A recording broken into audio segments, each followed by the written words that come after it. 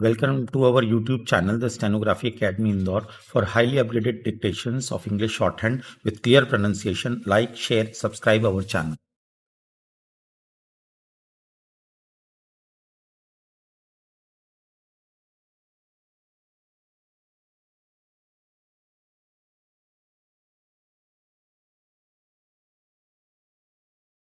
Number 124, Kailash Chandra, 80 words per minute. 1000 words, kindly be ready, 5 seconds left.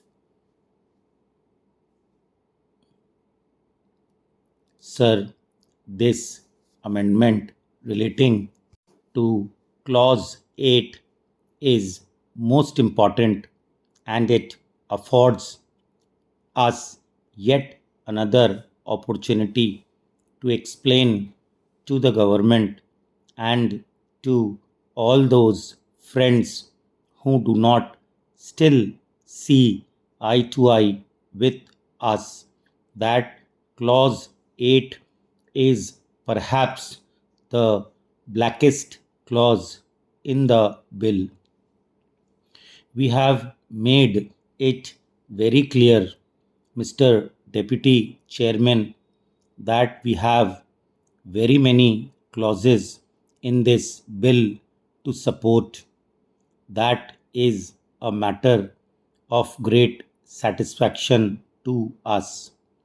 Now, sir, whatever the government may be saying, whatever the Prime Minister may be theorizing, whatever new discoveries may be made by him with regard to the proposition of linguistic states and whatever accusations may be made against the other parties of breaking the unity of India, the fact remains that the states reorganization bill as we have it before us recognizes in practice the reorganization of India largely on the basis of language.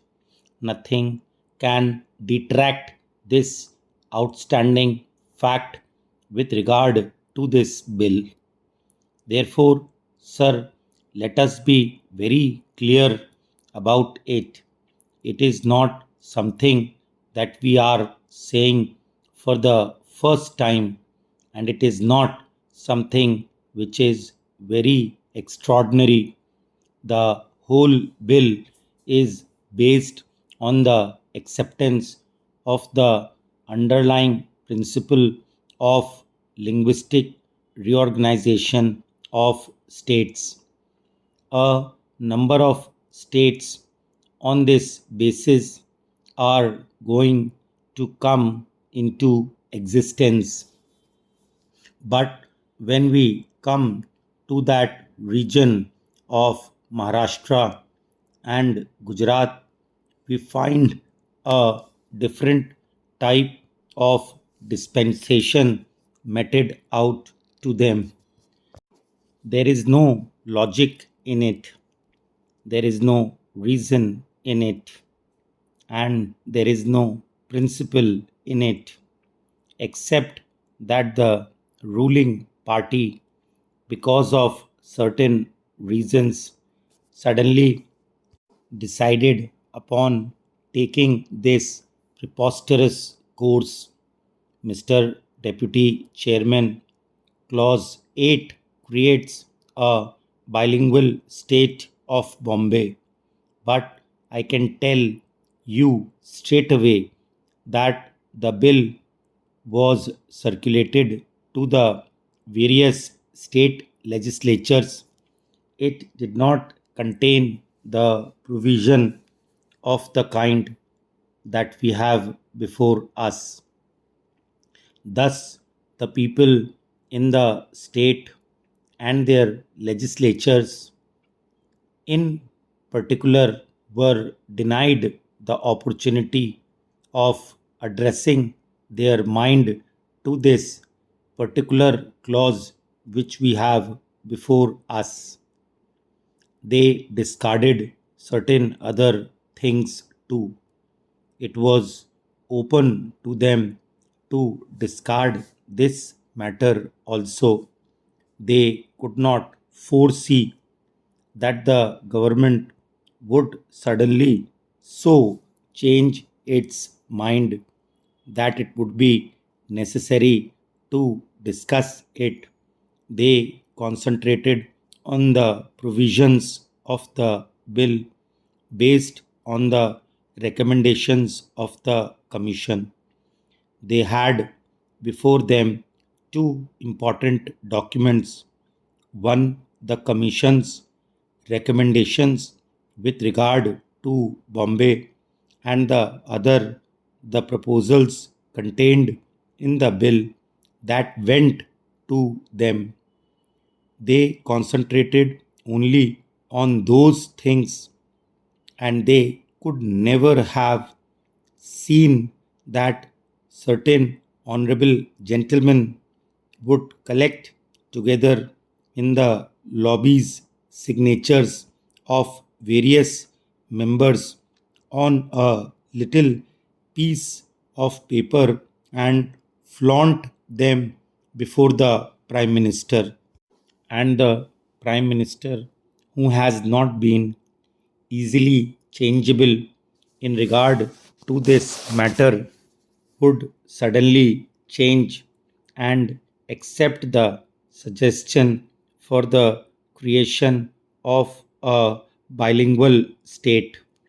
That is how this clause came into existence. And today, sir, in this house, we are called upon to support this clause regardless of what the Maharashtrians think about it and regardless of what the Gujaratis think about it. Mr. Deputy Chairman, it pains us when we hear the Honorable Minister talking in one breath with regard to Himachal Pradesh and other states about the people's will, and yet when it comes to the question of Gujarat, that right is denied to it. We find today before our eyes the mightily upsurge of the people of Gujarat demanding a linguistic state, and it is perfectly known to the government as to anybody else in the country that the people of Gujarat to a man are opposed to this provision of the bill. And also, sir, the people of Maharashtra are opposed to this bill. Are these not facts? Can you explain why you are ignoring them? I found grave silence on the part of the Home Minister when he spoke in reply to the debate. He had nothing to say about the situation obtaining in Gujarat except to express his feelings for Shri Murarji Bhai Desai. All of us have got feelings for him, but greater are the people of Gujarat. I should have thought that the tumultuous development which is shocking Gujarat to its very depth would have stirred the conscience of the honorable ministers. They should have told us as to what is this thing that is happening there.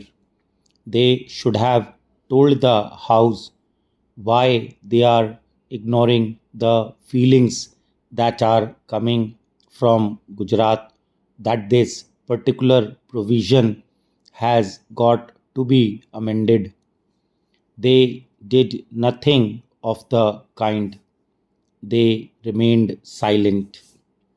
Mr. Deputy Chairman, in the course of the debate, you know that I tried to find out as to how the government's mind was reacting to the developments in Gujarat. Honorable members of the Treasury benches thought that silence was golden in this case. How is this the way for a responsible government to function? Is this the way to establish the authority of democracy? Is this the way to present to the parliament, to the people, this question? I should have thought that honorable ministers would give the best of thoughts to the developments in Gujarat even at this late hour and see whether that situation could be met. We wished certain changes in the bill which would be acceptable to the people of Gujarat. A dogmatism has taken possession of them once they have decided that a bilingual state should come. They decided that it shall remain. I tell you that you are swimming against currents. You are fighting against the forces of history. Mr. Deputy Chairman, we were surprised to hear the Honorable Home Minister talking about the unanimous verdict of the Lok Sabha. It is true that when the bill was put to vote, finally there was not a single dissenting voice. How could there be? Because there are many provisions in the bill.